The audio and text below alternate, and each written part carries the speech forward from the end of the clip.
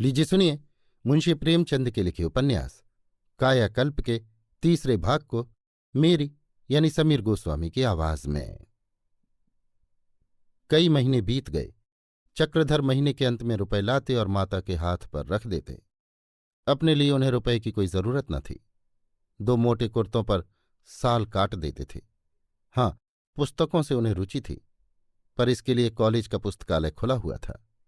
सेवा कार्य के लिए चंदों से रुपए आ जाते थे। मुंशी वज्रधर का मुंह भी कुछ सीधा हो गया।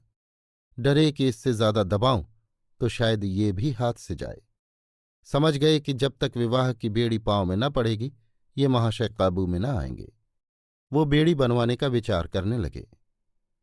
मनोरमा की उम्र अभी 13 वर्ष से अधिक न थी, लेकिन चक्रधर को उसे पढ़ाते हुए बड़ी झेप होती थी। वो यही प्रयत्न करते थे कि ठाकुर साहब की उपस्थिति ही में उसे पढ़ाएं। यदि कभी ठाकुर साहब कहीं चले जाते तो चक्रधर को महान संकट का सामना करना पड़ता था। एक दिन चक्रधर इसी संकट में जा फंसे। ठाकुर साहब कहीं गए हुए थे। चक्रधर कुर्सी पर बैठे, पर मनोरमा की ओर न ताककर द्वार की ओर ताक रहे थे, मानो वहां बैठते डरते हों। मनोरमा वाल्मीकि रामायण पढ़ रही थी। उसने 2-3 बार चक्रधर की ओर ताका, पर उन्हें द्वार की ओर ताकते देखकर फिर किताब देखने लगी। उसके मन में सीता के वनवास पर एक शंका उत्पन्न हुई थी और वो इसका समाधान करना चाहती थी। चक्रधर ने द्वार की ओर ताकते हुए पूछा, चुप क्यों बैठी हो? आज का पाठ क्यों नहीं पढ़ती? मनोरमा, मैं आपसे एक बात पूछना चाहती हूं, आज्ञा हो तो पूछूं। चक्रधर ने कातर भाव से कहा, क्या बात है? मनोरमा, रामचंद्र ने सीता जी को घर से निकाला तो वो चली क्यों गई? चक्रधर, और क्या करती? मनोरमा, वो जाने से इनकार कर सकती थी। एक तो राज्य पर उनका अधिकार भी रामचंद्र ही के समान था, दूसरे वो निर्दोष थी। अगर वो ये अन्याय न स्वीकार करती तो क्या उन पर कोई आपत्ति हो सकती थी? चक्रधर, हमारे यहां पुरुषों की आज्ञा मानना स्त्रियों का परम धर्म माना गया है। यदि सीताजी पति की आज्ञा न मानती तो वो भारतीय सती के आदर्श से गिर जाती। मनोरमा, ये तो मैं जानती हूं कि स्त्री को पुरुष की आज्ञा माननी चाहिए, लेकिन क्या सभी दशाओं में? जब राजा से साधारण प्रजा न्याय का दावा कर सकती है तो क्या उसकी स्त्री नहीं कर सकती? जब रामचंद्र ने सीता की परीक्षा ले ली थी और अंतःकरण से उन्हें पवित्र समझते थे तो केवल झूठी निंदा से बचने के लिए उन्हें घर से निकाल देना कहाँ का न्याय था?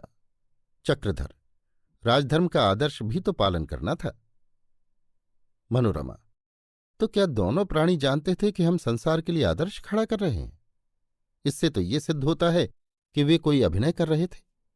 अगर आदर्श भी मान लें तो ये ऐसा आदर्श है जो सत्य की हत्या करके पाला गया है। ये आदर्श नहीं है, चरित्र की दुर्बलता है। मैं आपसे पूछती हूं, आप रामचंद्र की जगह होते तो क्या आप भी सीता को घर से निकाल देते? चक्रधर बड़े असमंजस में पड़े। उनके मन में स्वयं यही शंका और लगभग इसी उम्र में पैदा हुई थी, पर वो इसका समाधान न कर सके थे।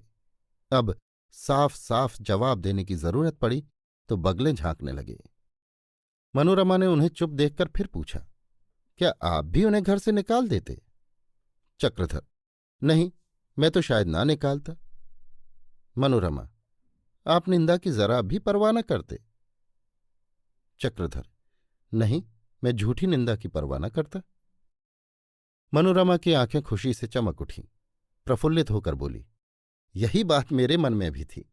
मैंने दादाजी से, भाई जी से, पंडित जी से, लौंगी अम्मा से, भाभी से यही शंका की थी, पर सब लोग यही कहते थे कि रामचंद्र तो भगवान हैं, उनके विषय में कोई शंका हो ही नहीं सकती। आपने आज मेरे मन की बात कही। मैं जानती थी कि आप यही जवाब देंगे, इसीलिए मैंने आपसे पूछा था। अब मैं उन लोगों को खूब आड़े हाथों लूंगी। उस दिन से मनोरमा को चक्रधर से कुछ स्नेह हो गया। पढ़ने लिखने में उसे विशेष रुचि हो गई। चक्रधर जो काम करने को दे जाते उसे अवश्य पूरा करती। पहले की भांति अब हीले हवाले न करती। जब उनके आने का समय होता तो वो पहले ही से आकर बैठ जाती और उनका इंतजार करती। अब उसे उनसे अपने मन के भाव प्रकट करते हुए संकोच न होता। वो जानती थी कि कम से कम यहां उनका निरादर न होगा, उनकी हंसी न उड़ाई जाएगी। ठाकुर हरिसेवक सिंह की आदत थी कि पहले 2-4 महीनों तक तो नौकरों का वेतन ठीक समय पर दे देते, पर ज्यों-ज्यों नौकर पुराना होता जाता था उन्हें उसके वेतन की याद भूलती जाती थी। उनके यहाँ कई नौकर ऐसे पड़े थे जिन्होंने बरसों से वेतन नहीं पाया था। चक्रधर को भी इधर 4 महीनों से कुछ न मिला था। न वो आप ही आप देते थे, न चक्रधर संकोचवश मांगते थे। उधर घर में रोज तकरार होती थी। मुंशी वज्रधर बार बार तकाजे करते, झुंझलाते, मांगते क्यों नहीं? क्या मुंह में दही जमाया हुआ है या काम नहीं करते? लिहाज भले आदमियों का किया जाता है, ऐसे लुच्चों का लिहाज नहीं किया जाता जो मुफ्त में काम कराना चाहते हैं। आखिर एक दिन चक्रधर ने विवश होकर ठाकुर साहब को एक पुर्जा लिखकर अपना वेतन मांगा। ठाकुर साहब ने पुर्जा लौटा दिया। व्यर्थ की लिखा पढ़ी करने की उन्हें फुर्सत न थी और कहा, उनको जो कुछ कहना हो खुद आकर कहें। चक्रधर शर्माते हुए गए और बहुत कुछ शिष्टाचार के बाद रुपए मांगे। ठाकुर साहब हंसकर बोले, वाह बाबूजी वाह, आप भी अच्छे मौजी जीव हैं। 4 महीनों से वेतन नहीं मिला और आपने एक बार भी न मांगा। अब तो आपके पूरे 120 रुपए हो गए। मेरा हाथ इस वक्त तंग है, जरा 10-5 दिन ठहरिए। आपको महीने महीने अपना वेतन ले लेना चाहिए था। सोचिए, मुझे एक मुश्त देने में कितनी असुविधा होगी। खैर जाइए, 10-5 दिन में रुपए मिल जाएंगे। चक्रधर कुछ न कह सके। लौटे तो मुख पर घोर निराशा छाई हुई थी। आज दादाजी शायद जीता न छोड़ेंगे, इस ख्याल से उनका दिल कांपने लगा। मनोरमा ने उनका पुर्जा अपने पिता के पास ले जाते हुए राह में पढ़ लिया था। उन्हें उदास देखकर पूछा, दादाजी ने आपसे क्या कहा? चक्रधर उसके सामने रुपए पैसे का जिक्र न करना चाहते थे। झेपते हुए बोले, कुछ तो नहीं? मनोरमा, आपको रुपए न दिए? चक्रधर का मुंह लाल हो गया। बोले, मिल जाएंगे। मनोरमा, आपको 120 रुपए चाहिए ना? चक्रधर, इस वक्त कोई ऐसी जरूरत नहीं है। मनोरमा, जरूरत ना होती तो आप मांगते ही ना। दादाजी में ये बड़ा ऐब है कि किसी के रुपए देते हुए उन्हें मोह लगता है। देखिए मैं जाकर। चक्रधर ने रोक कर कहा, नहीं नहीं, कोई जरूरत नहीं। मनोरमा ने ना माना। तुरंत घर में गई और एक क्षण में पूरे रुपए लाकर मेज पर रख दिए, मानो कहीं गिने गिनाए रखे हुए थे। चक्रधर, तुमने ठाकुर साहब को व्यर्थ कष्ट दिया।